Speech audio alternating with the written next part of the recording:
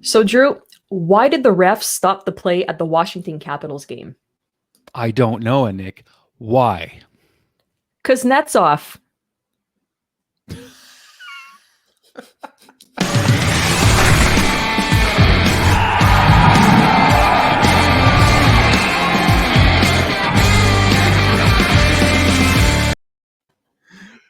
Dad joke of the year. Dad joke. I thought we would finish on a bang. If this is our last pregame show of the season, we finished on a bang. Oh, heck yeah. If not, well, Oh, we'll that have was an good. even shittier joke for you on Saturday. Hey. And we can't wait for that to be even more terrible. We would love that. For No, sure. that was amazing, actually. Like, you heard me squealing Pretty there, I funny. think. That was awesome. Oh my goodness. Oh, how's it Well, going, here we buddy? are. It's okay. It's going okay. I think we're both just calling these therapy sessions before games, just trying to get through and find a way to believe in this Canadiens team because it's been tough. And I wonder how they feel at this point. Like you got to wonder how much of the noise they just got to block out. Just knowing that the fan base is just kind of grieving already, and we shouldn't be. It's not over yet, but it's up to the Canadiens tonight. I mean, it's Game 5, Habs Leafs. It's up to them to just show some sign of life in this series.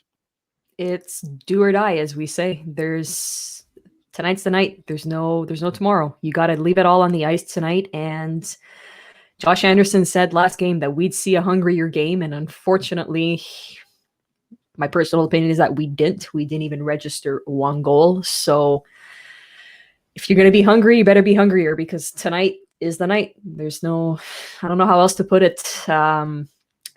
If you're not going to do it for yourselves, at least do it for the fans who could purchase tickets to go see you guys play on Saturday for the first time in a year.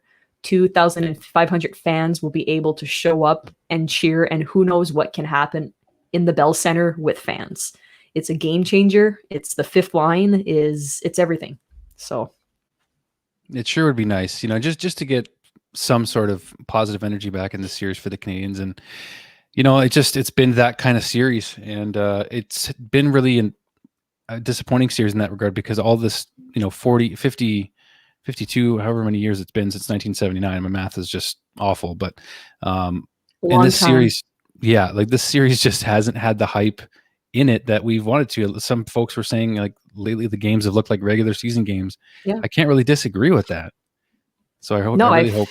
Yeah. I fully agree with that statement. It's been, I don't know what it is. We came out the first game, our first periods are not too bad, and then as soon as we get a penalty, a power play, a penalty kill, we're down one goal. We're so fragile that we lose complete control of our goal, and then we start panicking and we're playing with a tight stick. It's basically what we've been seeing. And then we get an extra boost of energy late in the third period, and it's too late to catch up. I've mentioned it before. You cannot play catch-up hockey against the Toronto Maple Leafs. So, and even if we do end up scoring first, as soon as, like I said, as soon as they score one, we're fragile. So we almost need to score four and not let one in at all. You need a shutout almost every game. And the way Carey Price is playing, he's basically giving you that. He is playing some unreal hockey. He is beyond playoff Carey. He's just a monster right now. So with a hot goaltender like that, there should be no excuses not to win a hockey game. You can refer it back to the bubble last year where we scored, 3 or 4 goals against Philly because we played a hot goaltender. Imagine if we started scoring on all these power play chances that we've had. This series would be completely different. It could even be 3-1 for Montreal. But we have not tested our power play. We have not tested Campbell. He's being praised right now for outplaying Price. Well, no disrespect to Jack Campbell, but where? We haven't truly tested him for him to say, you know what, he's playing some heck of a hockey game. He's seeing everything. I mean, that's the other thing too. He's seeing Yeah. every puck that comes his way. And one of the major points to touch on today, just to rattle Habs fans even more before the game tonight, where they're facing elimination. Romanov is not going to be playing once again. May not get a chance to play in the series if the Habs go down tonight. So instead, Erik Gustaffson is in to try and help the Habs power play. Too little, too late though for Gustaffson to try and help the Habs power play, or what do you think? We said it 1 or 2 games ago where The time was then, it's not now. It was the time to do a trial, and if it didn't work out, you switched it back to what it was. It is too late to bring Romanov in, and he's not even in. If you let's say we get to game 6, he's probably still not going to put him in because he wants to go with somebody with experience and he wants to go with somebody who can move the puck. But the way we're playing, if we're playing such a young team with speed, you need the new defense mentality, which is the way Romanov is playing. I'm not saying he's going to be the Lord and Savior of this playoff series, score on the power play and do everything, but why not? He's had a great rookie season. He's played great. He is physical and he's fast. Why not try him in? I don't know. It's kind of puzzling, the media, the fans, Well, even yeah, I mean, even our own Habs Tonight guest Chris Knuckles Nyland chiming in saying here, I'm sure the coaches, management, and scouting staff agree that they should put Gustaffson in the lineup. Sarcastic, obviously. Unanimous, just like the opening night roster and just like the goal challenge. So some strong words coming from Chris Knuckles Nyland. He's been a big Romanov fan from the day he started playing with the Canadiens. Yeah. No, I'm happy to see that, because sometimes I take a look at something and I voice my opinion and I say, is this all in my head? Is it just my point of view? Am I the only one who's thinking this? But then I know Twitter's an extremely toxic place and it's not the place to get your facts straight or anything. It's all make-believe coaches behind their keyboards. But when you get journalists, former players, current players, a lot of people with I don't want to say importance, but hockey knowledge, or even agreeing with what you're saying, that's where you start to think to yourself, well, you know what, maybe I'm not crazy and maybe this is what we should do. So I don't understand Duchamp's mentality for this one. I don't think that it's the night to put in somebody who has barely played with the team and barely played with the line mates. I don't know how it's going to turn out. I could be completely wrong. It's no disrespect to Merrill and Gustaffson. I wish him the best of luck. If he's ready and he plays a great game, more power to him. I'll be thankful as ever. But in my head, it should still be Romanov who's earned that place. Period. Yeah, it's just, you know how it's going to go. It's just going to go one way or the other. Either the Habs somehow pull out a win tonight, and who cares? It doesn't matter because it's all about the win. And that's the thing, is like some media are focusing on this single player as being the reason to let Marc Bergevin go. Well, no, it's not just about one player. So let's not make this all about one player and your love for that one player. We all love Romanov. We all know what he could have brought. Physicality, just that youthful energy that the Habs could really use, some mobility, some energy.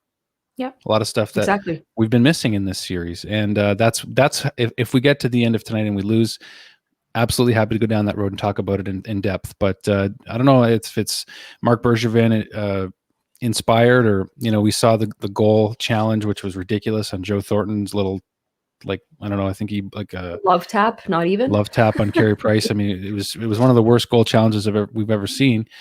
And we end up with a penalty kill after and lose some more momentum. So no, that's for sure a bigger conversation here.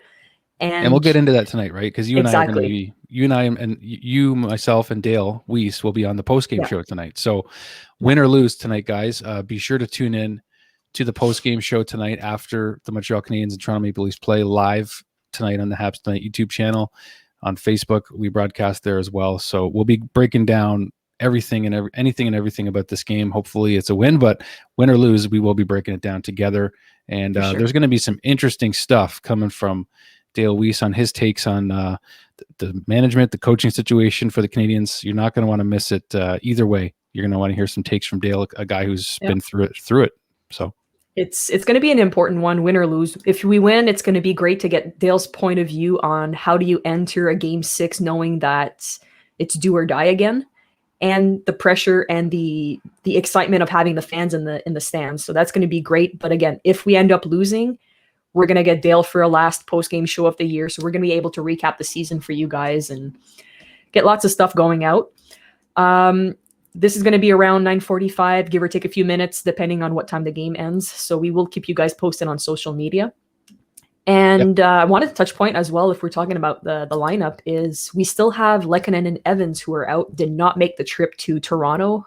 Evans is an undisclosed injury. Lehkonen is upper body. So whether you like it or not, those are two big guys on the penalty kill that you're missing.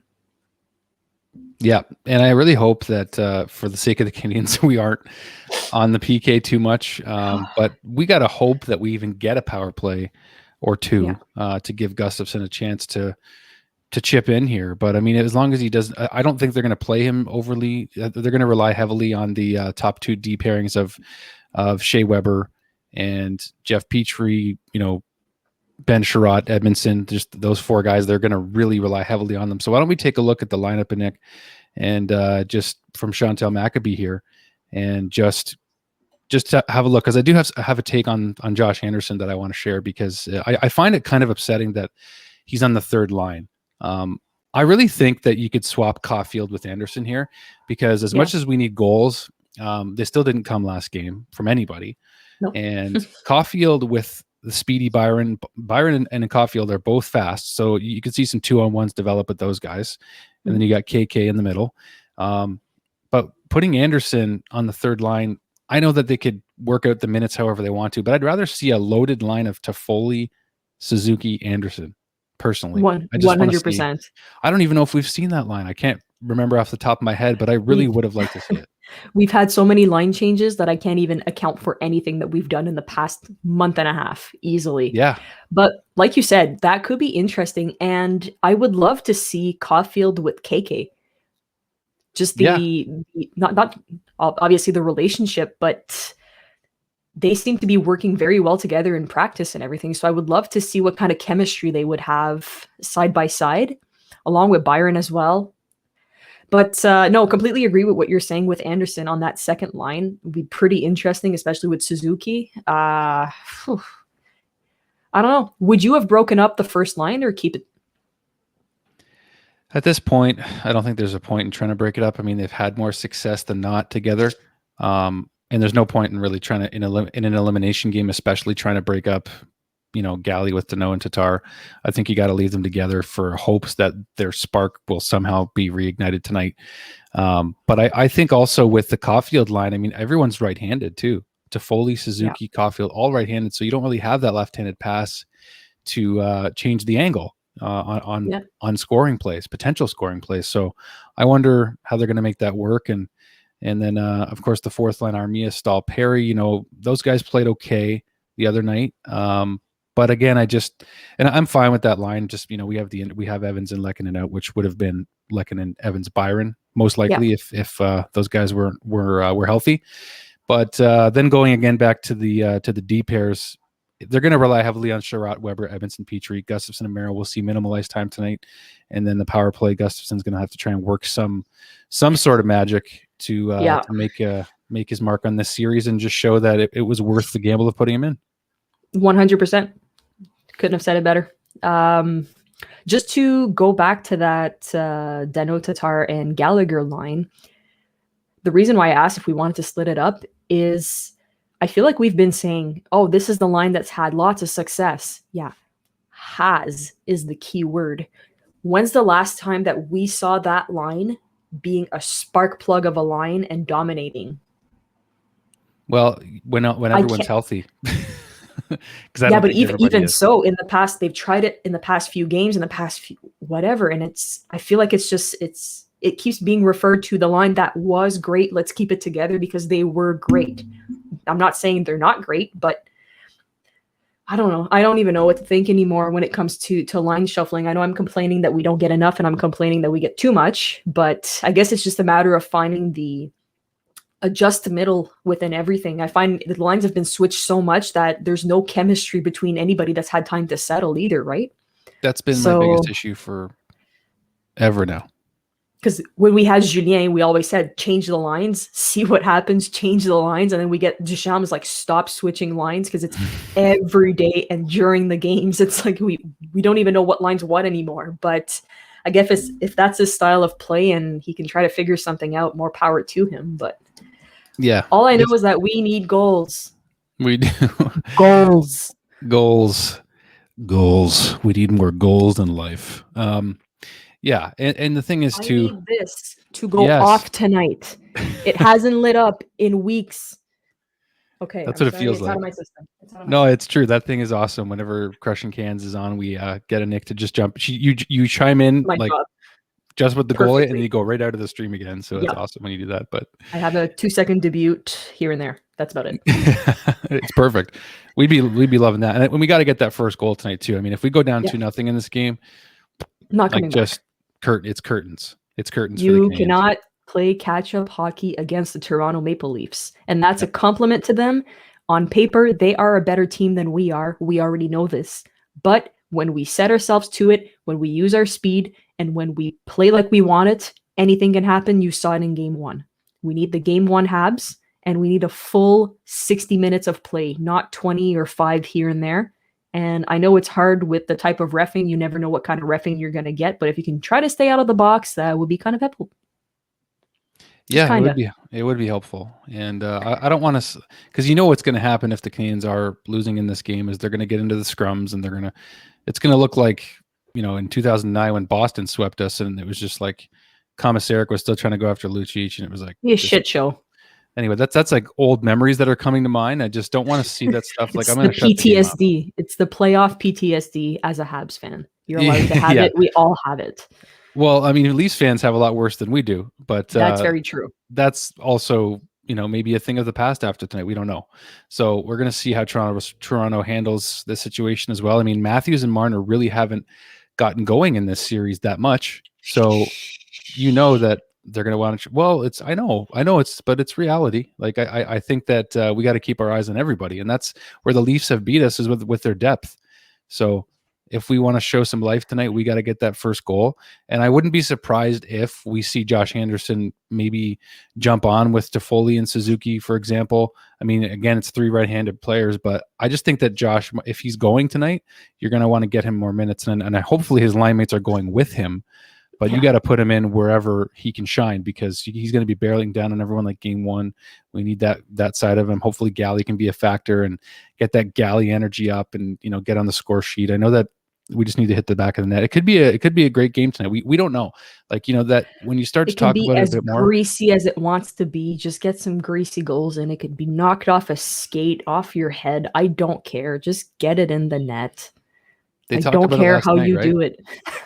Andrew Shaw was on last night on We See Wednesday with Dale and Brandon, and we have a clip that we just released earlier today about how Shawzy and Dale both think that the Habs could, change things around in Game 5. And if you watch it, you'll find out. But I mean, a greasy goal is what they need. They just need a dirty one. And he said, I loved what Andrew said on this is a team sport.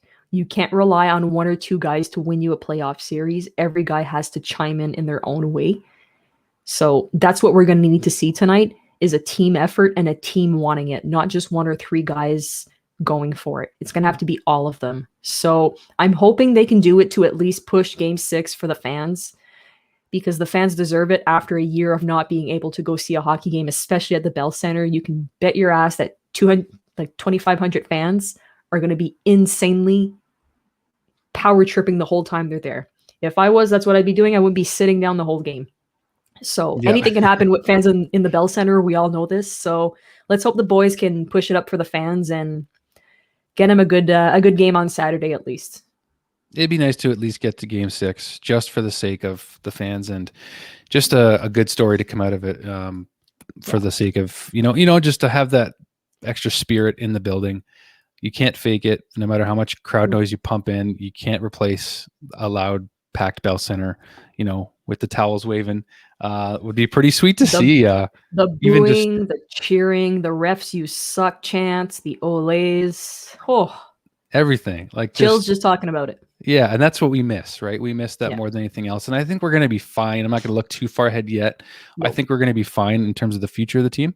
But we're not going to go that far right now. We're going to try to focus on one game here and try to enjoy it. That's going to be a season closing show that we'll probably have with you guys and try to break down everything that happened this year and what's going to be coming up for the future. But before we let you guys go, how about some predictions? What do you have, Drew?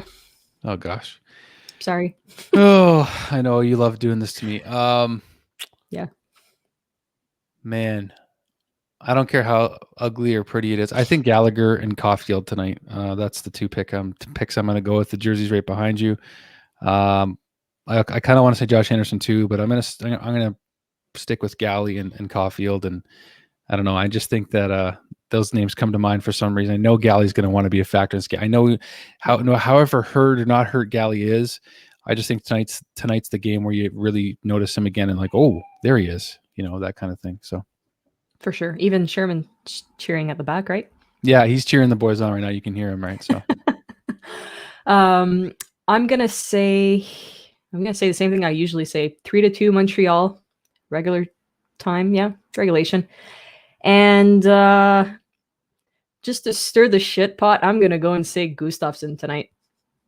You know what? I thought about him earlier. I was like, I just want to see him be a factor in a power play goal. If he factors in a power play goal, that'll just be huge. And just to see that move for Ducharme pay off. I don't want to see Ducharme get shredded at the end of the season. It was his first time as a NHL coach right now. I mean, he's been putting his lines in a blender and all that stuff and being criticized, but he hasn't given into the pressure from the outside in terms of who we all think the lines should be. And that's not an easy place to be. It shows some stones on his behalf to definitely do what he's done. I would not want to be in his spot, and we'll see what happens. I mean, I don't know what's going to happen, but we'll see. It's going to be a later discussion for sure. But for now, let's just hope that whatever he's had tonight and he's able to pump the boys up and get her going. You said it, my friend. Well, as we said, please do tune in tonight, guys, for the post-game show, win or lose. We will be there. Annik, Dale Weiss, and myself. So we look forward to that one way or the other. We're going to exercise some demons, hopefully tonight, and just get all this negative energy out of us because we know that we need some Habsitivity, don't we? Habsitivity. So, so cheers, guys. We hope to see you post or pregame. Saturday. Was it Saturday? Yeah, Saturday too. So, and that's what I'm gonna hang my hat on to is just go Habs, go. Let's see the towels Saturday night in the Bell Center, whether it's 2,500, whether it's 1,200, 1,000. Seeing this again would be a welcome sight for all of us, right? I love that. I love the improvised. That's how you improvise live on a show. Exactly. All right, guys. Go Habs, cheers. go. We'll see you post game. Go Habs, go. Go Habs, go, guys.